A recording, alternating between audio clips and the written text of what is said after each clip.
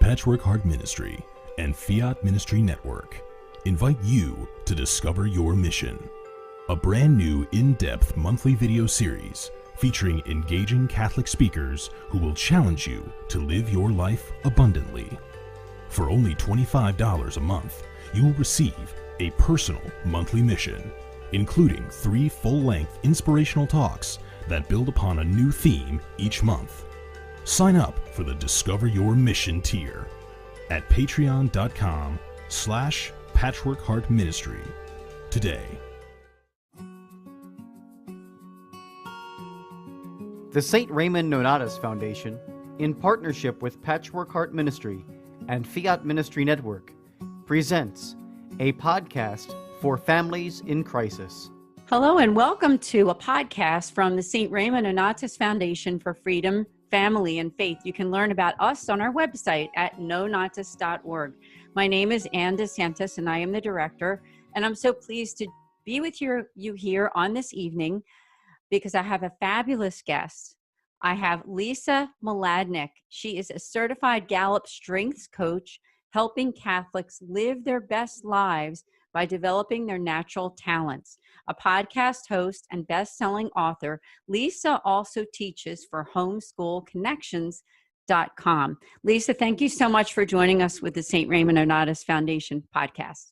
Oh, it's an honor to be here with you, and my warmest greetings to your listeners. Oh, thank you. And, you know, the topic for this evening is talking about how a certified strength coach like yourself can help families who are in crisis, because that's what we do.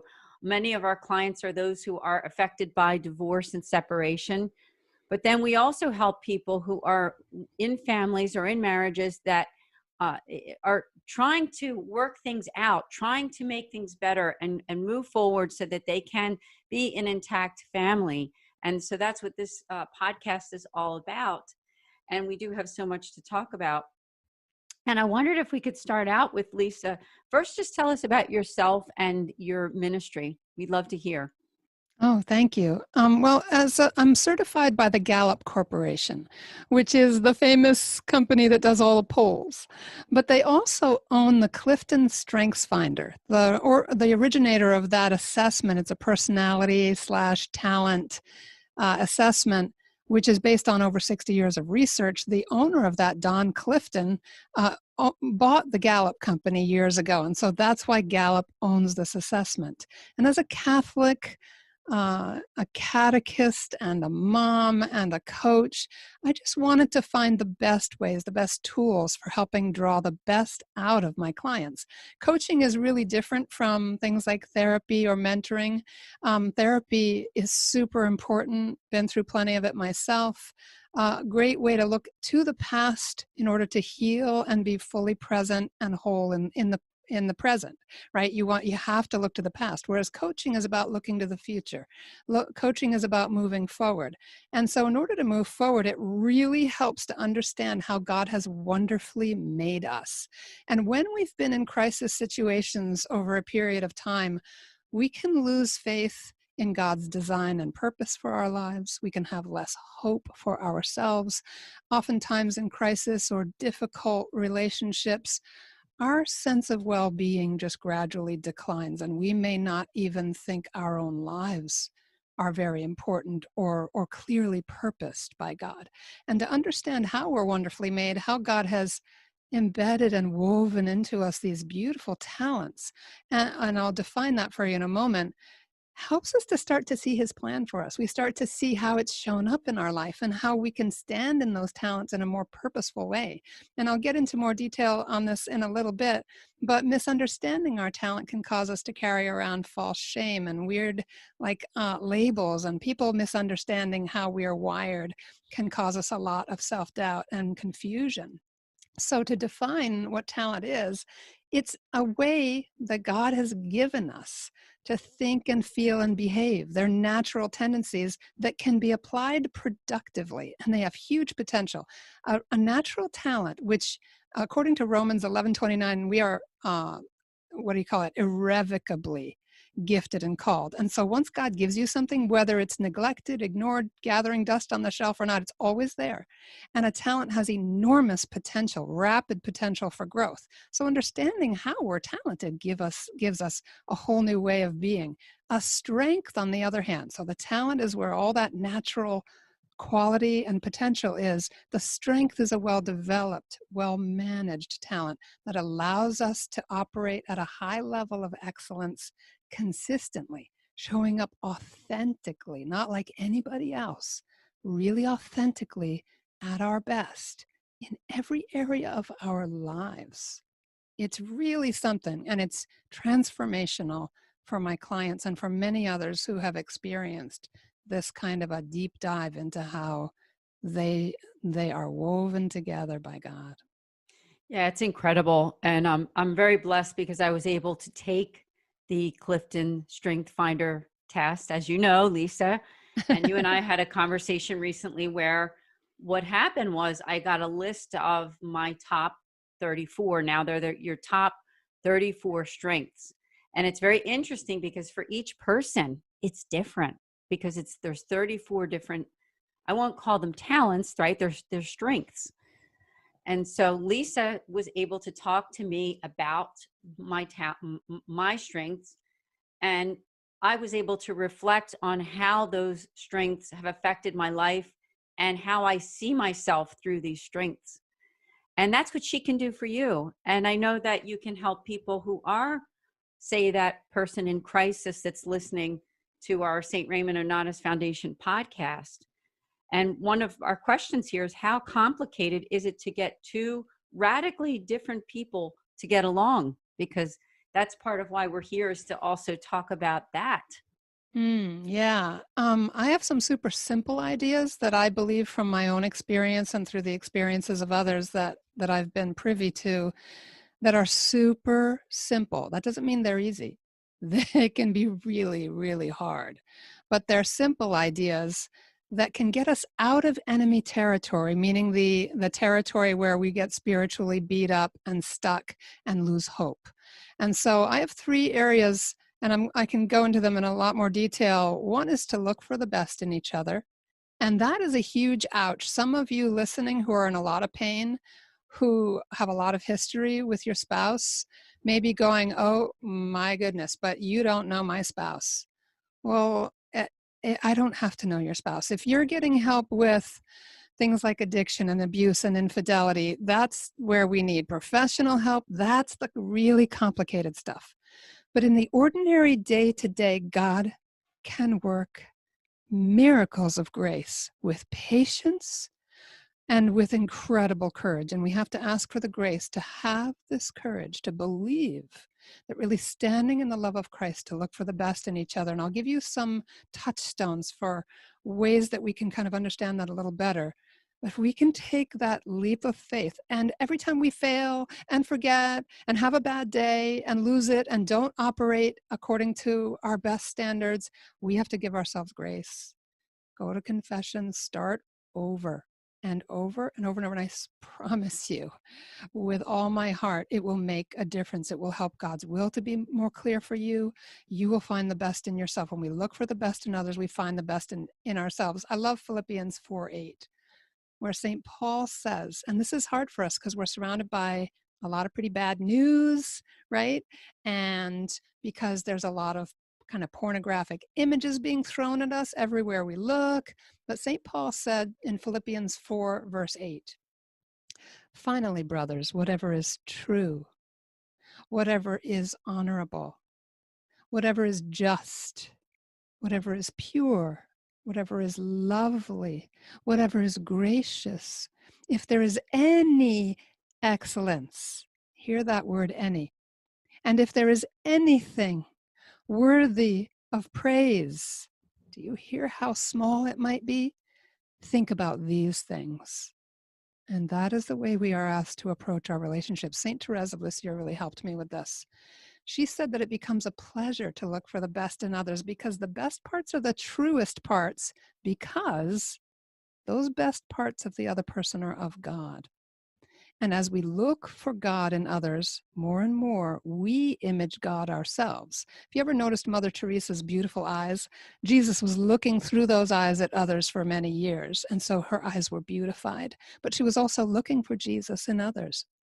And she found him and called that beauty out in others simply by looking for it.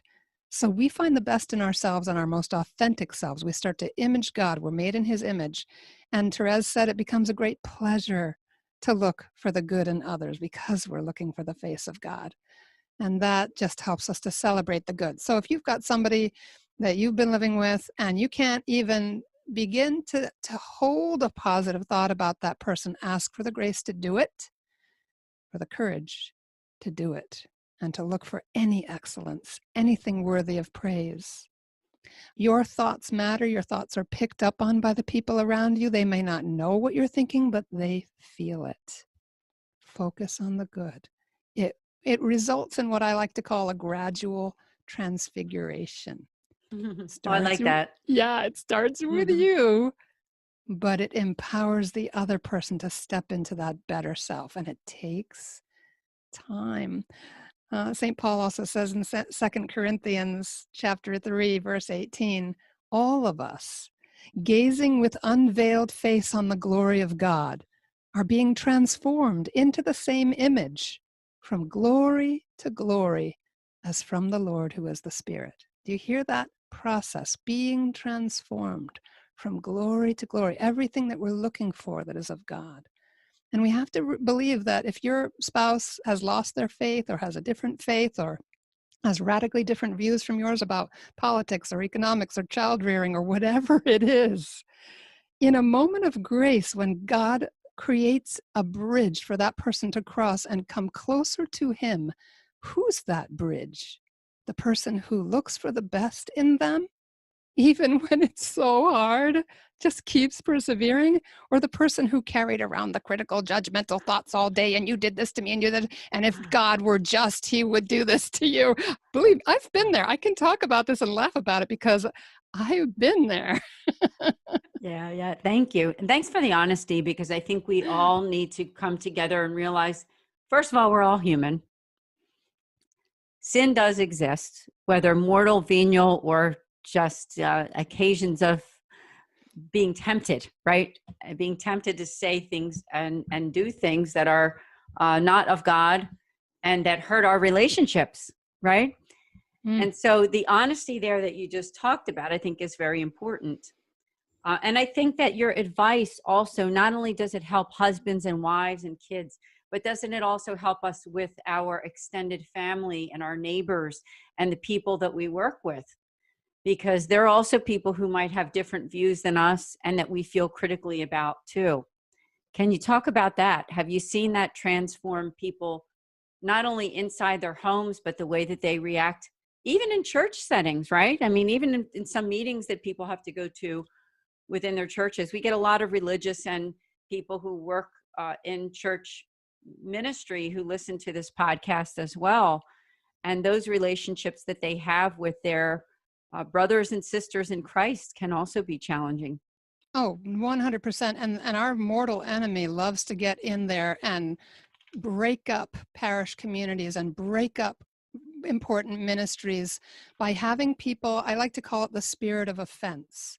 People get offended, and then they get offended some more, and they get offended some more, to the point where their whole attitude towards another person becomes taking offense, and every little thing offends them. This is a spirit. We need to renounce it. We need to ask God to rebuke it and cast it out and fill us with his blessing in its place and help us to start over. Keep going to confession. When you find yourself taking a judgmental attitude towards another person, we have got to ask for help. I was speaking about authentic beauty at a parish in a nearby state. I'll just say, I don't want to identify too much. And a lady came to me after I was speaking about being beauty and being that bridge to others. And oh my gosh, was her face contorted in rage. And she was talking about how young people don't dress right in church and no one teaches them and they're irreverent in this. And she was so angry. And I took her by both her hands and I said, we have to be the bridge. We have to look for the best in them. We have to love them, commit to loving them, not judging them. And at that moment, by God's grace, when they start to ask questions or look for somebody who's the face of the church to them, who are they going to be drawn to, right? The person who was full of judgmental thoughts and maybe a tight little smile, or that person who was thinking loving, welcoming, thank you, thanks be to God, you're in church. You may be wearing something that is completely inappropriate for Mass, but by golly, you are here, praise God. If you're thinking that thought, that person is going to be naturally drawn to you. And as said, she fought me at first, and then suddenly the light bulb went on in her head. And I have to tell you, using the word transfiguration started with my encounter with this woman. Her whole face changed. And I noticed for the first time, all I saw, honestly, was ugly. Her face was so ugly, and suddenly it was beautiful. And I don't mean that light was shining from it. She was an ordinary human face, but the anger and the hatefulness and the bitterness and believe me, this was all motivated by her love for God and for the church. She had tripped into enemy territory with the best of intentions. But when she laid it down because she suddenly got it, that the call to love took hold of her imagination, she was completely transformed before my eyes. I suddenly noticed how beautiful her eyes were. Her face completely changed. And I said, you just wouldn't believe the way you look right now. And if people see that face, you're an evangelist. With that face, you are drawing others to the Lord. Oh, I love how you describe that. And I feel like I was watching this conversation the way that you gave that description. It's got to be on your strength finder. I don't know what that strength is. What is it? I mean, some kind of descriptiveness or something. Well, some of that is just, I remember once listening to a really good priest give a homily, and I always walked away with something. Sometimes you listen to perfectly good homilies and you walk away and then can't remember a thing that was said. But with his, I always remembered. And I said, what are you doing? And he said, I'm using word pictures. In other words, instead of just saying, the disciples were scared because there was a storm and they woke Jesus up, he would start the story with, it was a dark and stormy night. I mean, he would paint the picture so that you had to step into that story with him. And he said he learned that from listening to the recordings of Fulton Sheen. So when we communicate with others, that we can tell our stories in a way that's a little visual, it really does help. But that's interesting to think about in terms of talent awareness. I do have communication high, not in my top 10, but there are other talent themes that help me to communicate. But I'd like to speak for a moment about talent awareness and how it can help us. Yeah. First of all, if you understand somebody else's talent themes, and that's what the 34 are called. They're called themes because in the research that was done by Clifton and his team over the years, they found thousands of talents. But they noticed over time that they tended to be grouped together in individuals. Like a whole bunch of talents would tend to be under the communication theme, or what's called the activator theme, which is something that I have high. I like to get going. I like to move fast. There are certain things about me that encompass a theme of talents, kind of a grouping. when I understand my own talents, I can stand in them. I can become more excellent. I can manage my talents so that they land well with others. Like if I have communication very high, I might like to talk so much that no one ever gets a chance to talk. Even though I'm super great at it, doesn't mean I should nonstop talk, right? I don't want to be the person they're afraid to be stuck in the elevator with. So mature talent, and this is one thing I love about Gallop, about the Clifton Strengths Finder, is mature talent is described as other-oriented. It's not a selfish or egotistical thing at all.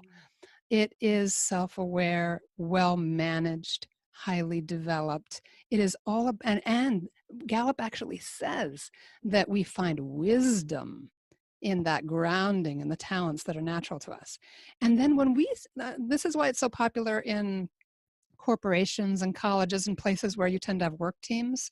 Once the group has done the talent assessment and they understand how each other operate, the misunderstandings start to melt away. They start to get each other's communication styles, each other's needs, the things that that energize each other, where they like to contribute and where they want to be asked to help.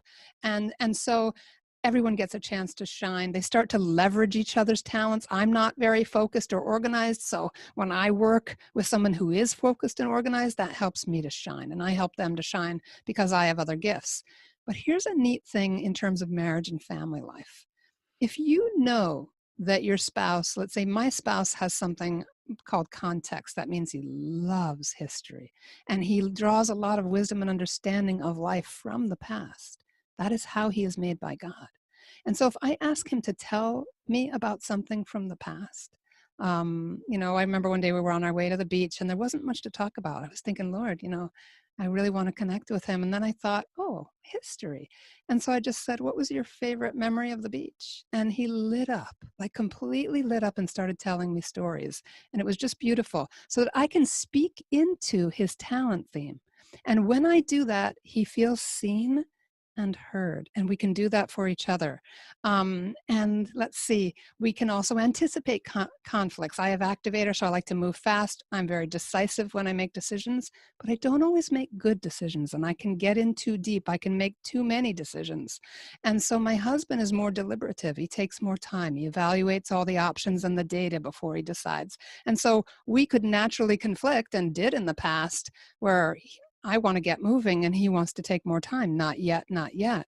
But if I know that I can draw on his deliberative nature to make better decisions, now I'm appreciating and honoring that in him. And I'm allowing him to bless my life. And I can also help him to get going. So when we're aware of kind of our typical blind spots, we can manage those. Maybe my tendency to get in too deep and overextend myself, or his to maybe get a little stuck and not be moving forward enough, and maybe help to encourage him, but always speaking into the strengths, not into a critical awareness of the other person. It's groundbreaking. There's a great book called Strengths-Based Marriage that I highly recommend. By the time this airs, I will have done my first 6-week challenge with the book, but I will do others. And there's, I gave you in the show links a way to contact me. You can the Eventbrite link that I gave you is going to be expired by this point when we hear this, but I will do other challenges using the book, going through the chapters together with spouses or people who are engaged or people who want to be married and want to learn these techniques for calling out the best in each other, healing the division, the misunderstanding, the sense that we've made a mistake and we're with the wrong person, when in fact the potential for us to be together in beautiful and holy and encouraging ways is enormous. Yeah, thank you so much. This is such a wonderful resource for the Friends of the St. Raymond Nonnatus Foundation. As I said, we do help families in crisis and, those affected by divorce and separation. And there's a scale there too. There's people who are in marriages that they really do want to, they have the desire to try and work things out. And we do always pray for that. And then we have people who are already divorced. They've been divorced for years, but they still would love to find out how they can grow in their faith and stay close to the Lord, and hear podcasts like this that they can use something like the strength coaching to develop themselves in even greater ways. So thank you. A question that came into my head as you were talking too is, how much does our family upbringing, in other words, nature versus nurture, I guess is where I'm going with this. How much does that affect our strengths and our talents? Well, it can cause us to squelch them. We can, like if I was in a family, and this is true of a lot of religious families, where I had a lot of kind of acting, performance, creative abilities, but creative types were looked at askance. You know, like Hollywood people tended to have scandalous lives, and so did artists and authors and people like that. And that's where most of my talents are. And so I had a lot of hesitation about moving into the space of my own talents because of the fact that so many of those people so publicly flouted our morals, you know, and so that was a cultural thing. And I notice when I'm working with ministry leaders, some of the young women that I work with grew up in families, depending on their family culture, where it really, they grew up kind of formed as pleasers, where they weren't allowed to have kind of their own point of view. And so they have a hard time standing in their strengths, their natural leadership. But once they identify and realize, hey, it was God's will, He placed this in me, and I can learn to start using it in a way that lands well with people. I can start connecting with them and drawing out the best in them. I can become a leader in my own way, in the way God has made me to be. So sometimes there's things like that. There's also just wounds, you know. I have a ministry leader I love to talk about, and he's starting to talk about it publicly too, that thought he had OCD because he has a talent very high called consistency. He's a list maker. He outlines everything. He has written agendas and plans and schedules and best practices, and everyone on his team knows exactly what's expected of them because it's in writing. And he honestly thought there was something wrong with him. But at the point where the light bulb went on, he realized he was made for the work that he's been given by God to do, that he has a passion for. There's nothing wrong with him. He's talented. He's really talented. And after our second session, just with the Strengths Finder, I said, so what are you taking away? And he said, I'm confident for the first time. Wow, that's Yeah. incredible. Yeah, I can't say enough good about the work that you're doing, and that you've helped me so much personally. When we took the Strength Finder, when I talked to you about my top 5, and I know we're still in the middle of that, there's so much to learn. I wondered for people who are, families, mom, dad, and the kids, and they're thinking, wow, this would be great for us. So how would that work for them to be working with you as a team? Especially, we have some people who listen that are homeschooling families as well. Yeah, no, I have started working with homeschooling families. What I like to do is there is a talent awareness assessment for younger children, ages 10 through 14. It's called the Strengths Explorer. So that's available at the Gallop website as well. But all the teens and the adults in the family can take a talent assessment, and even if they just do their top 5, and that's normally $19.95 for that. If people contact me, and please do, I'm happy to share my coaching discount. I can save you $10 per assessment. And if you do the full 34, where you get all of the talent themes ranked from top to bottom, and it really helps to see what's at the bottom too. See where you need help from others and where you tend to be weak.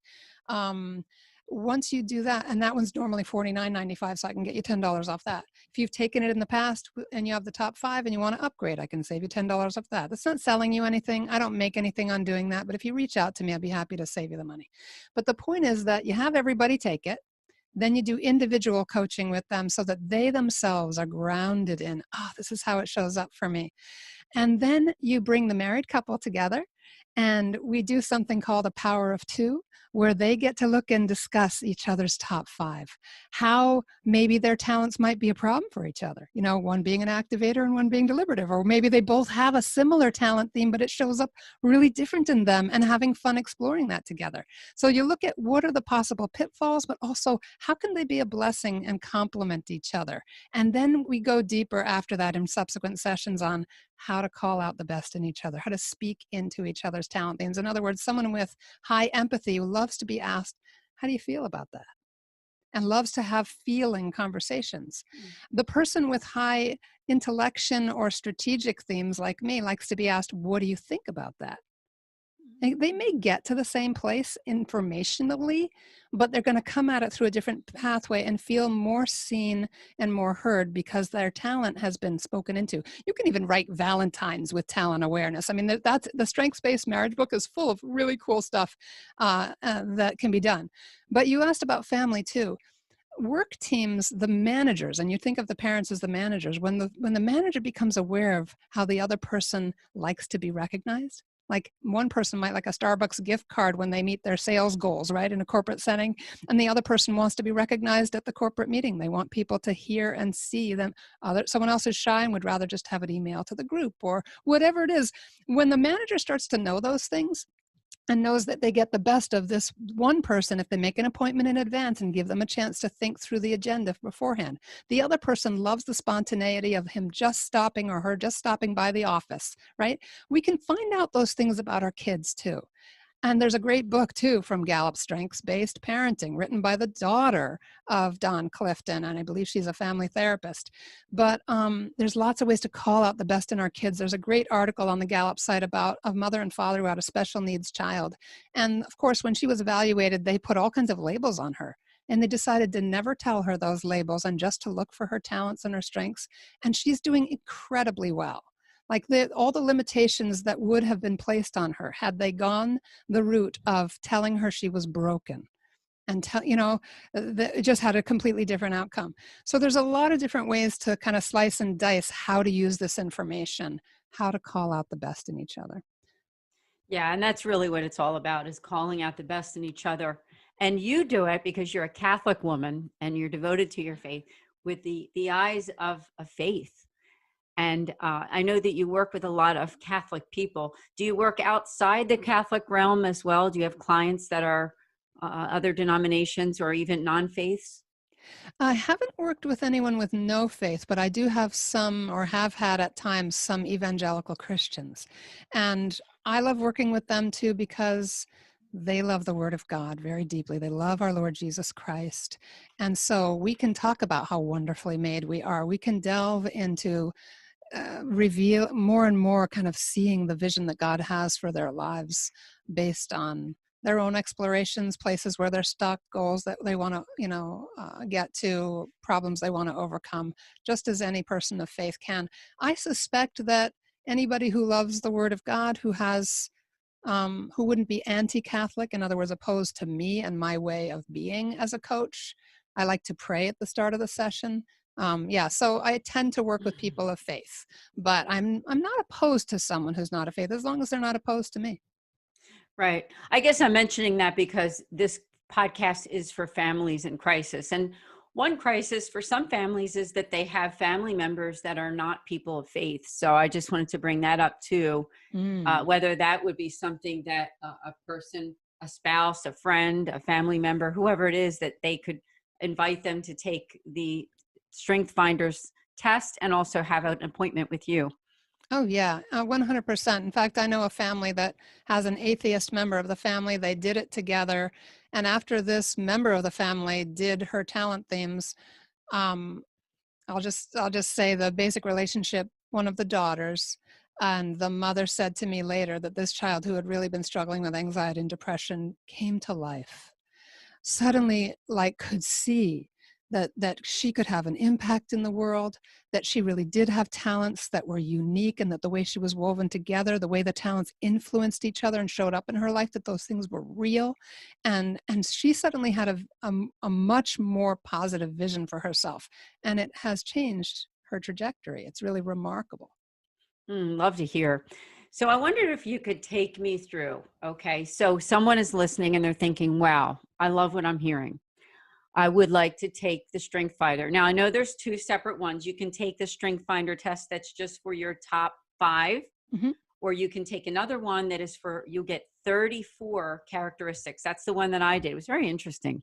Yeah, it's the same test, but you pay for the smaller report or the bigger report. So once you've taken the test, you don't have to take it again. If you take the top 5 and you decide later to pay for the upgrade and see the whole report, you absolutely can do that. Good. So that's step 1. So take us through the few steps of what would you be doing with them first, second, third. So they take it first, they have their first appointment with you, and then what happens after that? Okay, what I've noticed is that people who take the test and get back this incredible report, and it is an incredible report because let's say, I'm just going to throw out words that won't mean much to you right now. My top 5 are input, connectedness, activator, intellection, and learner. But if someone else has that same top 5, their report's going to look really different from mine. The way those things show up in me, that's how nuanced the assessment is. We're going to get back 2 really different reports. A fun statistic also is that to have the same top 5 in the same order is a 1 in 33.4 million chance. That's how wonderfully made we are and how uniquely made we are, that just the top 5, you add the top 6, you add that next one, and the number goes off the charts. So you are really uniquely made. Your talents all interact with each other in a unique way.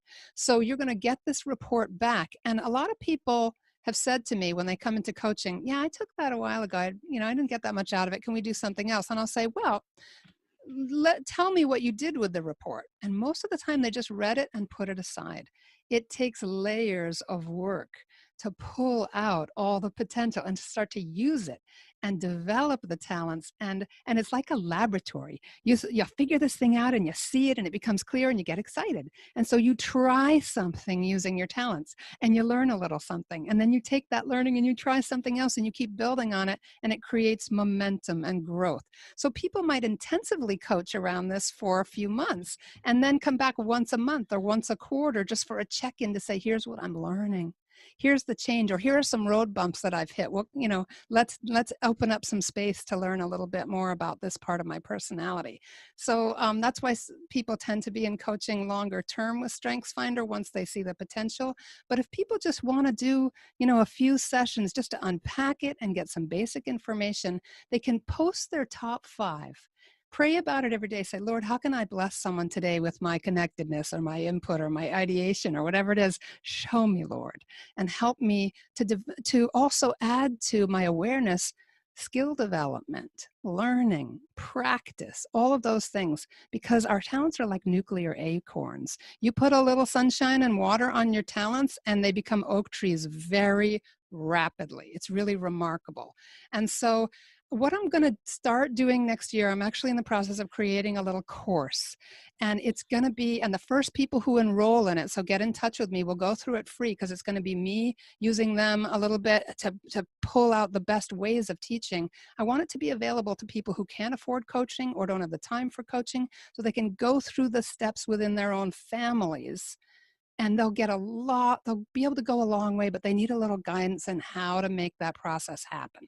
And of course, they'll have to be committed to the process. It's hard work to transform your life, but having the right tools can make it very exciting. Yeah, really. I mean, I can't say enough good, really. And you've helped me so much. And I thought I would just read my top 5 because these were words that I had never really thought about. And I was surprised that my top 5 were maximizer, responsibility, discipline, achiever, and self-assurance. And of course, then there's 34 altogether, and I won't go through that whole list. But it was interesting for me because, like I said, I mean, I didn't know what these words meant, but when you talked to me, you were able to tell me, what does maximizer mean, which was my first one. And you were able to tell me and show me and talk to me about how I can use that to help others. Because, that's what it's all about. It's not about ourselves as much as how can we use my other top 3, which would be responsibility and discipline. How can I use those 2 things in my life to help other people? Yeah, amen. And what's really beautiful about your attitude, Anne, is that God is so pleased. And because we're people of faith, grace is at work here. God has to be just rubbing his hands together and saying, Yahoo! She's seeing it. She's seeing what I've given her to be excellent, to be that bright light on a lampstand, not to be a wallflower, not to have false shame, because you're the person who wants to take the good and make it better. You're really driven. And when you do those things, you are energized. Because you have achiever high too. You're a high energy person anyway. You're a person who gets a lot accomplished in a day, and you get big dopamine hits to your brain when you check things off a checklist. Yes. And you're self-assured. Self-assurance allows you to trust the decisions you make and not be held back with second guessing yourself. I don't mean that it'll never happen to you, but the more you stand in that self-assurance too, the calmer your decision making will be. And so when you start to see how they work together, you start to see more how you can serve, how you can be energized. And the other neat thing is one of the reports I generate for my clients, and I will do this for people who take the courses with me too, the challenges or courses, anything that I do, is I generate a brings and needs report. And it shows in one column next to, each row is one of your talents or your top 10 or your top 5, shows what you typically bring to the table, what you contribute, what you bring, right? And then the next column over is the needs. And when you are aware of what you need, how God is woven into you, not only to depend on him, but to depend on others, and what you need in order to feel refreshed and not burned out, what you need in order to feel engaged, energized, purposeful, fulfilled, those things can really help you to have a really well-balanced, happy, energized life. I mean, the statistics on this are phenomenal. In the workspace, people who are talent aware are 6 times more likely not only to be engaged at work, and that's a little bit of a buzzword. It means taking ownership, showing up happy to start work, having to be almost reminded to go home at the end of the day, right? Because they're so enthused and they're really taking ownership. But it also the other thing that they realize is that they get to do what they do best every day of their lives. They start to know that and feel that, and they're 3 times more likely to have an excellent quality of life. That means their personal life. That means their spiritual life. Gallop is very holistic about this. It includes the spiritual person in many respects. And so people who they've studied, the really high-performing individuals that they've studied, are not just people who make a lot of money or are famous. It's not like that. It's the people who are high performing consistently, but who are very aware of their own talents and limitations. So they operate where they are brilliant and let others do what they are great at. So there's that wonderful working together, but there's also an awareness, just a deep awareness of others, strong relationships, well-managed talents so that they're very other-oriented, very mature. So high impact people really resemble the Christian ideal in a lot of ways. Yeah, that's good to hear because, we are Catholic here, right, on this podcast. And we get people of other faiths and even non-faiths too. And we invite you to be with us, and so thrilled that we can have this community here. But we certainly do get a lot of Catholics because we are the St. Raymond Nonnatus Foundation. And so happy to be able to share this wonderful information with you. Now, you and I were communicating, and you told me about the 3 secrets all relate to talent awareness. And those 3 things are looking for the best in your spouse, 2, little things matter, let God be big, and 3, focus on the victory to come. I wondered if you could talk a little bit about those 3 elements. Yeah, we've talked a lot about looking for the best in each other. The piece about little things mean a lot is we get overwhelmed. We so desperately want the people we love to come back to the church. We so desperately want someone we love who is, struggling with an addiction or whatever it is to be healed and set free. And those things are too big for us. They exhaust us and they harm our trust in God if we overfocus on them. It's not that you don't focus on them at all. You bring them to prayer, you lift them up. And it's almost impossible for us to truly let go, right? Because we love those people. It's a matter of life and death to us that they thrive, that they be with us forever in heaven. And so learning to be little and let God be big is a lifelong process. Because our children leave the church doesn't mean we did everything wrong, or that our spouse who never went to Mass with us, even though he promised, right? Never went to Mass with us, maybe because he's of another faith, that it's his fault. We want to steer away from enemy territory, because when we start to blame somebody, it takes us into that place where the devil does his best work, pits us against each other and makes us blind to the good. And it also kind of pushes God out of the equation. If I say, it's all my husband's fault that my daughter left the church, then there you go. It's in a nice, neat little smug, proud package. No part of me or my sins is there. no part of the grace of God and the possible glorious return of that child to the church is possible, because it's a done deal, right? And we've been wronged, and we get to be all proud and smug. And even if we're trying really consistently to be humble and good and to forgive, there still can be a part of us that's going to hold a grudge. And that's just being human. If you've got grudges, you're a human being. Welcome to the club. But what we really need to do, here's something that I tried, and hopefully this will help somebody out there, is Pope John Paul II called the Rosary the School of Mary. And so I spiritually enrolled, just through a prayer, my daughter, who had left the church, still not in the church, but there's been progress. She had left the church. I enrolled her in the School of Mary. And every day I would just say, okay, Mary, what are you teaching her today? And then I was seeing such graces, wonderful things would come out of my daughter's mouth, and I would see amazing things happening. I'd be like, man, this school is awesome. So then I enrolled the whole family, and then the whole extended family. And then I did the consecration to St. Joseph, and I said, well, this is actually the School of Mary and St. Joseph that raised Jesus together, so we were enrolled there. And then I realized, well, Jesus was there every minute of that, right? So it's the School of the Holy Family now at my house. And my family knows about this just because they know I talk about it. But I can say in moments where my trust is lagging in some way, or flagging, or I'm feeling doubt, or I'm feeling like I'm just failing as a mother or a wife or a friend or a sister or whatever it is, and the enemy starts to move in and cause discouragement, I can say, all right, Holy Family, show me what we're learning today. And it never, never fails. So let's not make anyone the enemy. Let's trust that resentments are of no good to us whatsoever.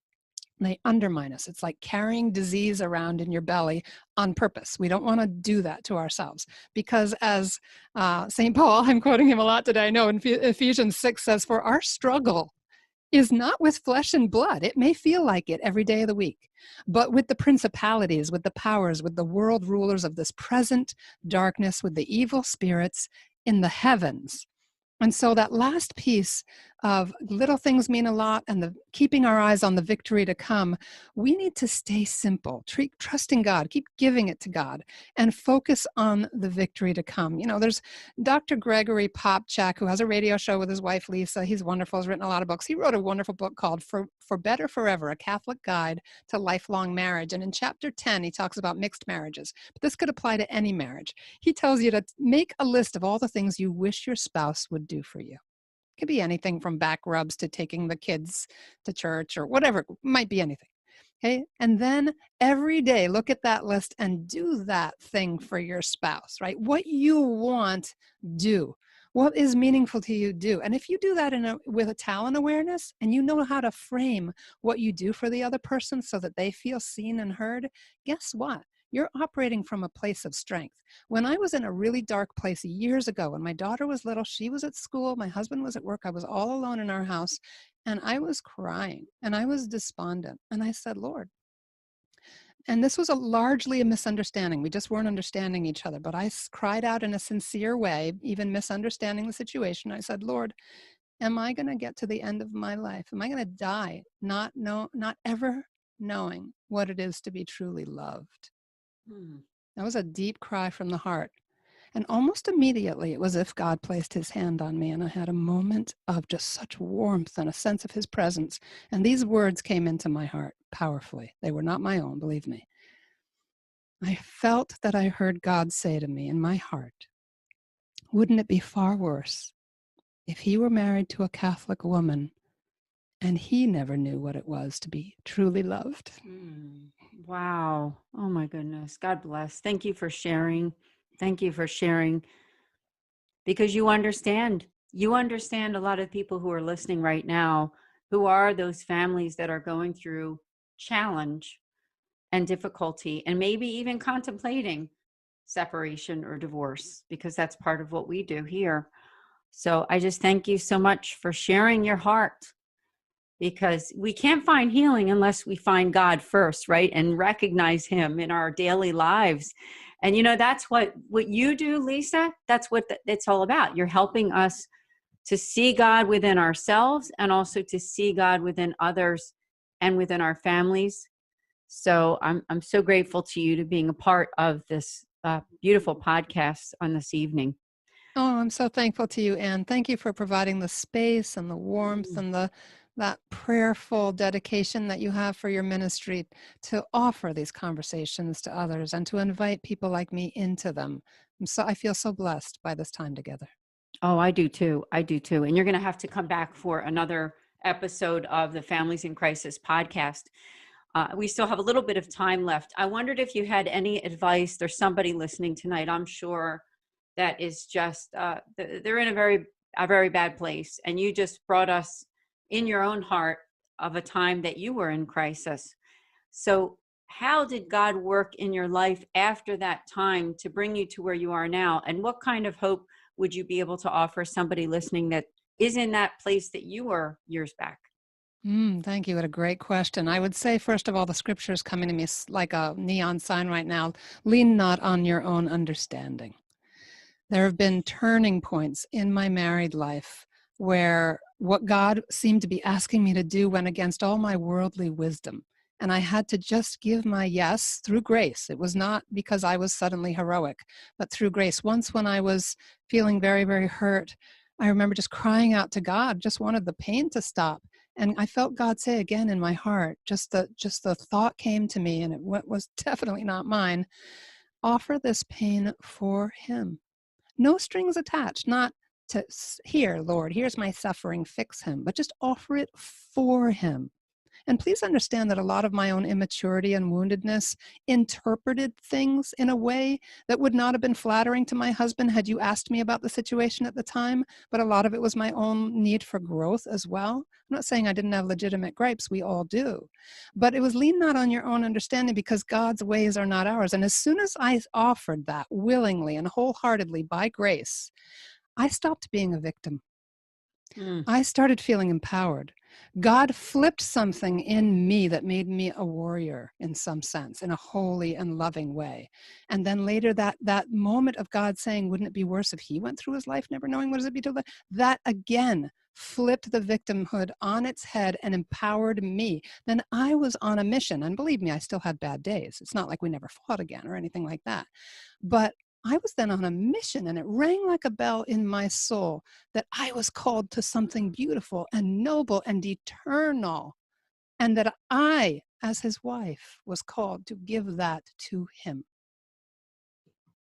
That is absolutely beautiful. Thank you so much. And that's helping someone. I know it is, because our relationship as married people, our relationship with our spouse is really most important, isn't it? Other than our relationship with God, our families, friends, that relationship with the spouse is your other self. So trying to find healing there is so important. Mm. And do get the strengths-based marriage book, because they start right off talking about marriages that were in complete ruin before they started to do this work and understand each other better. Ready for divorce, like really in bad shape. So please do get the book. I don't get anything for recommending it. You can get it secondhand. You can get it probably on Kindle. But do take a look.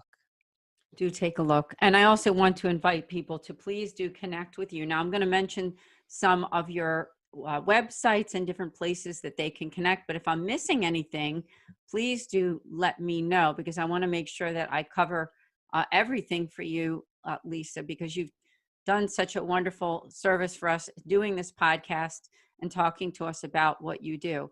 So start us out with, and I'm trying to find that email. Oh, I can just tell you what they are. Yes, please do. Please do. I think the one is the RaphaelRemedy.com /Lisa-Mladinich. Yeah, and if you put that in the show notes, it'll be very easy for people. If you go to the Raphael Remedy, it's a Catholic website with coaching, counseling, and wellness support. And it's very faithfully Catholic. Everyone who has anything to do with this practice has been thoroughly vetted. Some of us have been on EWTN and things like that. And believe me, that's like getting into the Vatican. You have to be thoroughly vetted. So the Raphael Remedy, you'll find me there as the head of coaching.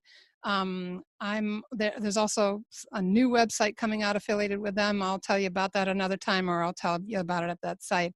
You can find me on Facebook and Parler and Twitter. It's just Lisa Mladinich, and the spelling is a bear, I know, but that's probably your best bet. Or you can reach me at wonderfullymade139.com. Wonderfullymade139 is my business email now, because that's the Psalm. Lord, I am wonderfully made. Wonderful are all your works. That's Psalm 139, verse 14. So Lisa at wonderfullymade139.com. I'd love to talk with you and help you in any way I can. Awesome. Thank you so much. And also a reminder that Lisa mentioned the free strengths-based marriage challenge starting on January 6th. Now, this podcast is airing in February, but I'm sure it's still available at eventbrite.com, correct? And write to me too, because by the time this airs, we'll probably be wrapping that one up, but I will do the challenge again. So reach out to me if you want to be kept informed. I'm sure I'll do it again. I'm really on a mission with Catholic marriages. They're under a severe attack right now, and we really need to be equipped. Amen. Amen. Thank you. Lisa, please do come back. And thank you from the St. Raymond Nonnatus Foundation and from me, your friend. I'm so blessed. Oh my gosh. Same here, Anne. Thank you. God bless you. And thanks to everybody who listened in. I am praying for you. Thank you. So for everyone listening, please do stay in touch with us at nonnatus.org, our website. We would love to hear from you. My email address is director.srnf, as in Frank, @gmail.com. Send me an email, give me your prayer intentions, and please do stay in touch with us. We will see you all next month. God bless. Thank you for listening to this podcast. For more information about the St. Raymond Nonnatus Foundation, visit nonnatus.org or email director.srnf@gmail.com. Did you enjoy this podcast? Listen to other podcasts from Patchwork Heart Ministry by following Patchwork Heart Radio wherever you listen to podcasts. Patchwork Heart Ministry and Fiat Ministry Network invite you to discover your mission. A brand new in-depth monthly video series featuring engaging Catholic speakers who will challenge you to live your life abundantly.